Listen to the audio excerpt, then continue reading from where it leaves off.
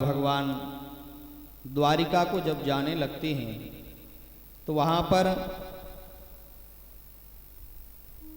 बाणों की सैया पर लेटे हुए पितामह भीष्म, जिनको भगवान ने युधिष्ठिर से कहा कि भीष्म पितामह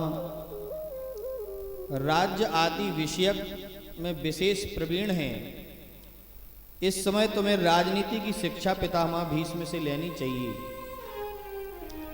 तो युधिष्ठिर आदि को भगवान लेकर के, भगवान को तो दर्शन देना था भीष्म पितामह को, युधिष्ठिर आदि को ले जाना तो एक बहाना था, क्योंकि वहाँ पितामह भीष्म भी भगवान के बड़े भक्त हैं। जैसे ही भगवान उनके सामने जाते हैं तो वह भगवान के उस दिव्य चेहरे को देख करके और भगवान से कहते हैं कि हे कृष्ण कन्हैया, आप जिसके रक्षक हों भला उन्हें कोई मार सकता है। हमें अच्छे से वो दृश्य याद है युद्ध का, जिस समय हमने अपने विकराल बाणों से अर्जुन को घायल कर दिया था और अर्जुन हमारे सामने युद्ध में धनुष बाण अपना रखने ही वाला था कि उसी समय आपने अपने रथ का पहिया निकाल करके, जैसे ही भीष्म पितामह ने प्रतिज्ञा की थी भीष्म पितामह ने कि आज पांचों पांडवों को या तो मैं मार दूंगा या भगवान कृष्ण को अपनी प्रतिज्ञा तोड़नी पड़ेगी, उनको अस्त्र उठवा दूंगा। तो भीष्म पितामह कोई साधारण भक्त थोड़ी हैं, वो साधारण कोई योद्धा नहीं है। उन्होंने ऐसे ही किया और भगवान को रथ के पहिया को अस्त्र बना करके भीष्म पितामह की तरफ दौड़े कि तुम्हें तो कोई मार नहीं सकता, अब हम ही को मारना पड़ेगा, नहीं तो ये धर्म अधर्म के बीच का जो युद्ध है यह कौरव जीत जाएंगे। तो धर्म को भगवान हमेशा विजय बनाते हैं, भगवान ही धर्म की रक्षा करते हैं। तो धर्म की रक्षा के लिए भगवान ने अपनी प्रतिज्ञा को तोड़ दिया। या ये मानो भाव कि भक्त की प्रतिज्ञा की लाज रखने के लिए भगवान ने अपनी प्रतिज्ञा को तोड़ दिया।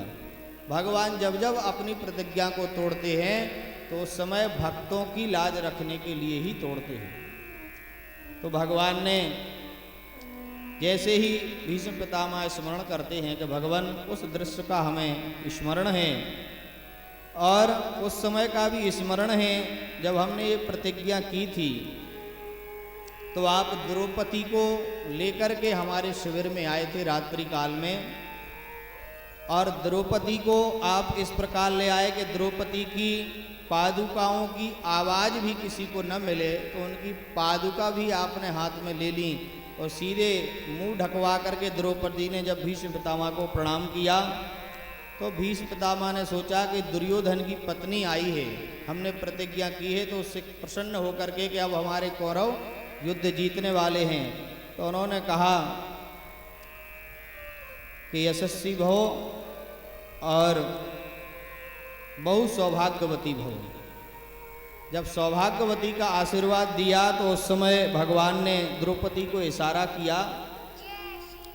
तो द्रौपदी बोली, पितामह एक तरफ तो आप अखंड सौभाग्यवती का हमें आशीर्वाद देते हैं और एक तरफ प्रतिज्ञा करते हैं कि हम पांडवों को युद्ध भूमि में मार देंगे, अगर हमारे पति की मृत्यु हो जाएगी तो हम अखंड सौभाग्यवती कैसे रहे। अब बताइए, आपकी प्रतिज्ञा आप निभाएंगे कि आपके आशीर्वाद को निभाएंगे।